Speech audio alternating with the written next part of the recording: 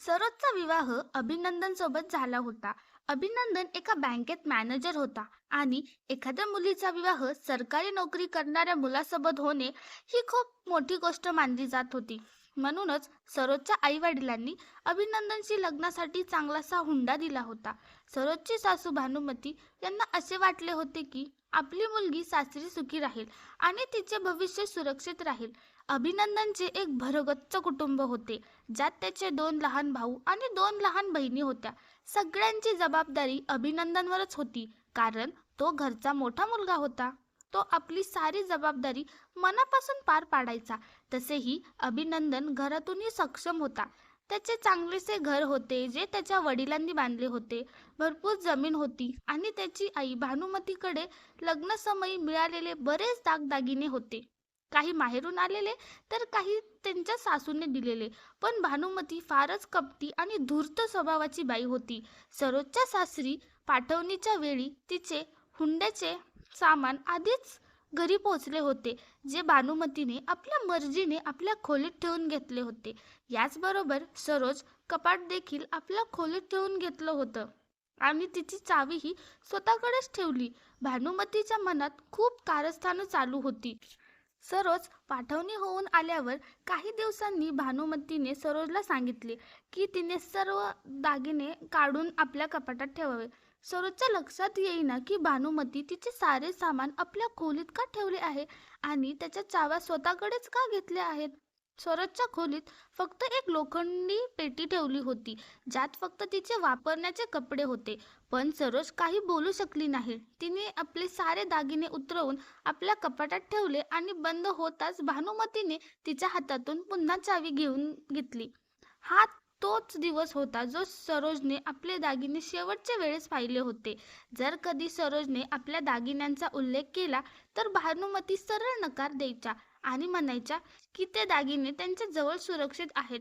सरोज त्यांना सांभाळू शकणार नाही आणि जर तिला घालण्यासाठी हवे असतील तर नकली दागिने घेऊन घाल. खरे दागिने घालणे सुरक्षित नाहीत. हे ऐकून सरोजला खूप राग यायचा. स्वतःचे दागिने तिला हातही लावू दिले जात नव्हते. एवढेच नाही तर आपल्या लग्नात आलेले बहुतेक सामानही तिने पुन्हा पाहिलेच नव्हते. सर्व काही भानुमतीने आपल्या मर्जीप्रमाणे सेट करून ठेवलं होते. कधी कधी सरोज अभिनंदनला या गोष्टी सांगायची तर अभिनंदन म्हणायचा, जे हवे ते देतो आहे ना तुला, आणि आई तुझे दागिने घेऊन काय करणार. तिच्याकडे तुझ्यापेक्षा कितीतरी जास्त दागिने आहेत. आईला तुझ्यापेक्षा जास्त अनुभव आहे, म्हणूनच तिने तुझे दागिने सांभाळून ठेवले आहेत. आणि मी या घरचा मोठा मुलगा आहे, त्यामुळे या घरच्या फालतू वादांमध्ये ओढून माझ्या जबाबदारी कमी करण्याचा प्रयत्न करू नकोस. कारण बाबाही आता नाहीत, म्हणून सर्व भाऊ बहिणींचं आयुष्य सांभाळणं माझं कर्तव्य आहे आणि तुझंही कर्तव्य आहे.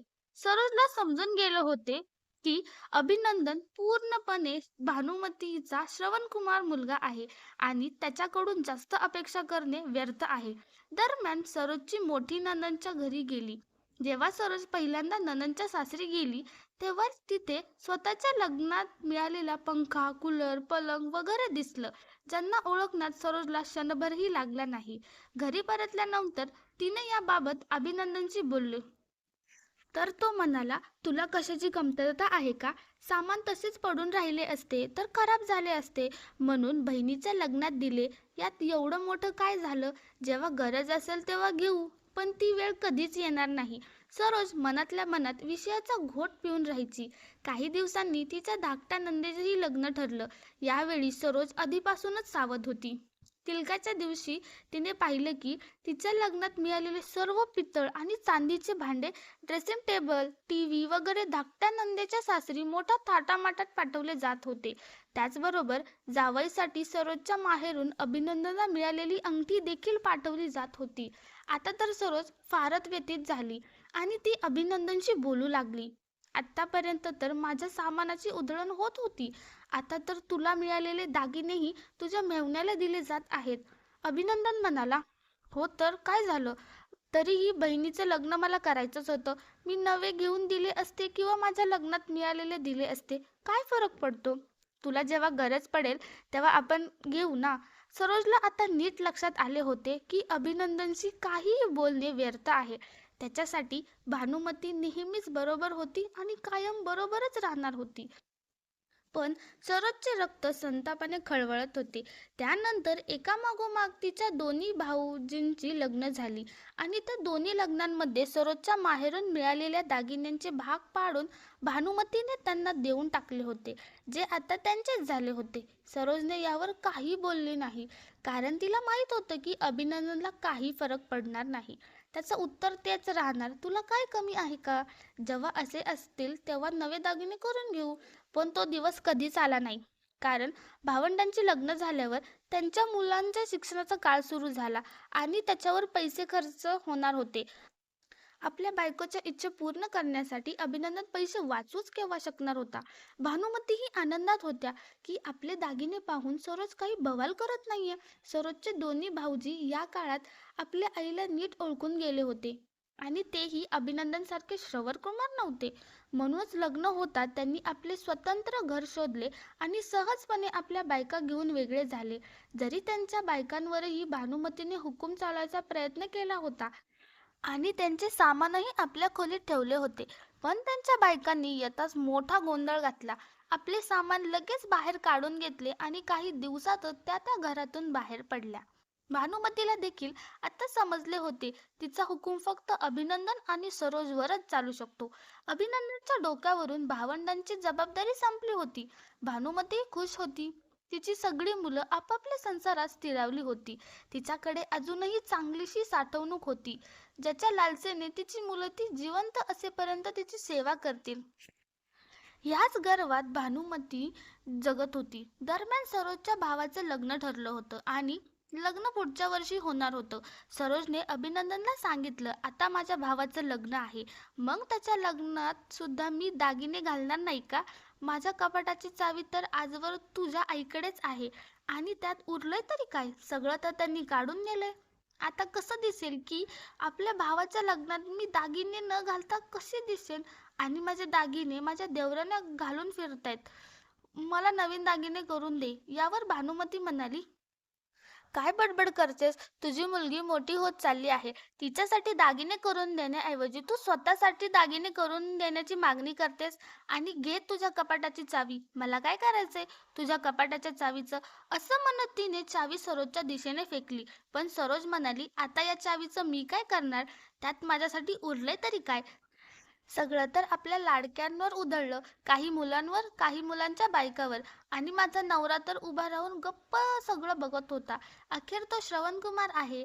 आता मी काही ऐकणार नाही. मला माझ्या भावाच्या लग्नात दागिने हवेत. अभिनंदन म्हणाला, अगं, तर तू काळजी का करतेस? पुढच्या वर्षी आहे तुझ्या भावाचं लग्न ना? सरोजने लगेच विचारलं, म्हणजे पुढच्या वर्षापर्यंत तू माझे सगळे दागिने करू देशील? अभिनंदनला नीट ठाऊक होतं की तो लाख प्रयत्न केला तरी पुढच्या वर्षी काही छोटे मोठे दागिने सोडले तर तो काहीच देऊ शकणार नाही. म्हणून तो शांत राहिला. पण सरोज आता शांत बसणारी नव्हती आणि सरोजच्या लग्नालाही बरीच वर्षे झाली होती. अभिनंदन आता तिच्याजवळ खूप जवळचा झाला होता. त्यामुळे सरोज काही बोलली तरी तो भडकत नसे, उलट समजत असे की चुकीचं काही बोलत नाही. तिच्या जागी ते योग्यच आहे. सरोज रागाने पेटून उठली.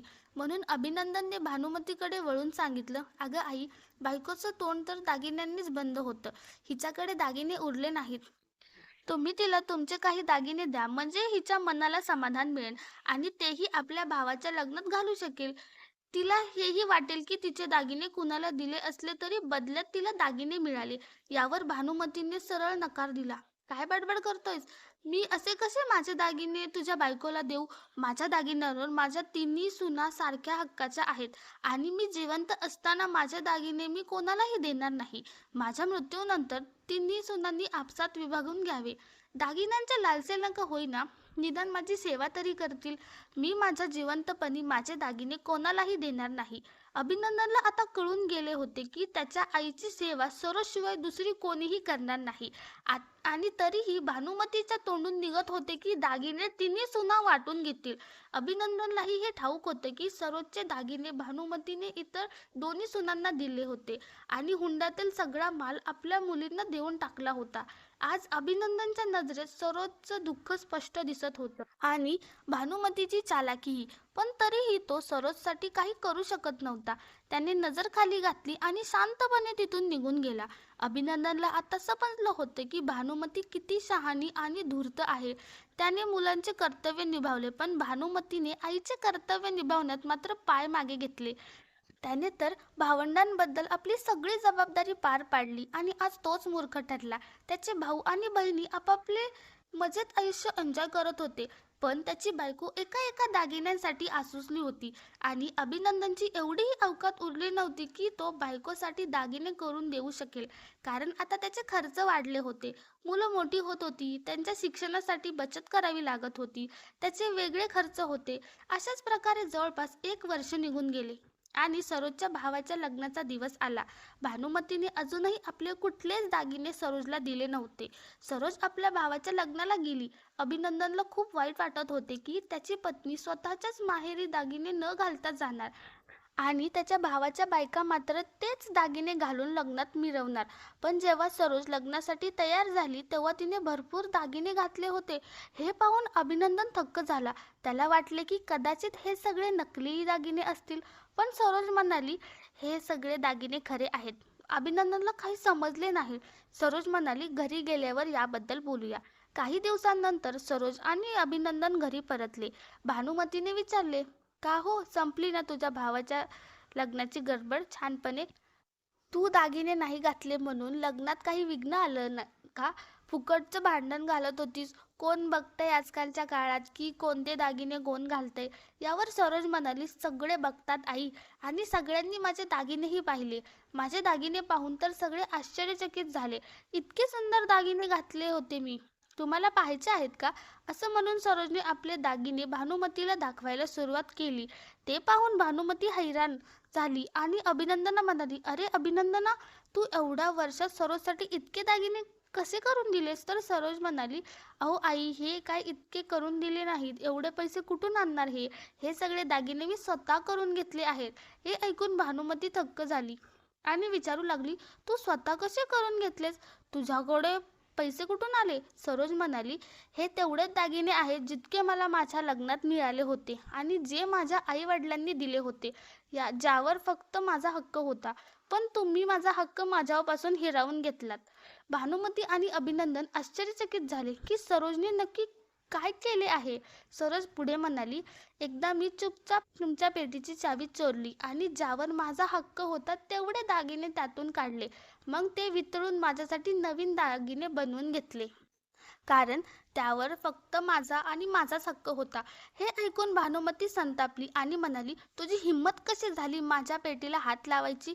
सरोज म्हणाली, जशी तुमची हिंमत झाली होती माझ्या कपाटावर कब्जा करून माझे दागिने गायब करण्याची. तुमच्या पेटीतून मी फक्त तेवढेच दागिने घेतले आहेत ज्यांवर माझा हक्क होता, जे मला माझ्या माहेरून मिळाले होते. तुम्हाला हवे होते तर तुम्ही आपल्या सुनेला आपले दागिने देऊ शकत होता, पण तुम्ही माझेच दागिने त्यांना दिले आणि माझ्या लग्नात मला सासरकडून दिलेले दागिनेही तुम्हीच लगेच परत घेतले. म्हणून ते दागिनेही मी घेतले आहेत आणि तितकेच सोने घेतले आहे जितके माझ्या आई वडिलांनी मला लग्नात दिलं होतं. तुमचं बाकीचं सोनं तुमच्या पेटीत सुरक्षित आहे, त्याचबरोबर वाटप होईल. हे ऐकून भानुमती आणि अभिनंदन स्तब्ध झाले. लगेच भानुमतीने आपली पेटी उघडली आणि खरोखर त्यातून काही दागिने गायब होते, जे सरोजने काढले होते. भानुमती ओरडू लागली, तुझी हिंमत कशी झाली माझ्या दागिन्यांना हात लावायची? मी तुला या घरातून बाहेर काढीन. मी पोलिसात तक्रार करीन. सरोज म्हणाली, नक्की करा, पण तुमच्या दागिन्यांचा कुठलाच पुरावा मिळणार नाही, ना फोटो ना काही, जे सिद्ध करेल की ते माझे नवीन दागिने तुमचे दागिने वितळून बनले आहेत. पण जर मीच तुमच्या विरुद्ध पोलिसात तक्रार केली तर माझ्या दागिन्यांचा मात्र पुरावा मिळेल आणि मग जेलमध्ये कोण जाईल? तुम्हीच समजून घ्या. आणि आम्हाला घरातून बाहेर काढणार असाल तर नक्की काढा. मी तर स्वतःहून बाहेर पडायला तयार आहे.